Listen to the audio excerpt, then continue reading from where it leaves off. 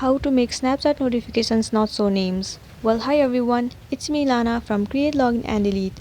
Now without any further ado, let's move into the video. First of all, head over to your settings. Move into apps. Tap on see all apps. Right here search for the application Snapchat and then head over to it.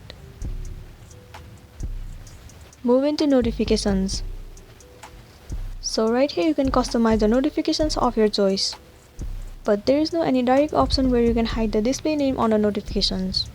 So the one thing you can do is simply turn off the notifications of the Snapchat application.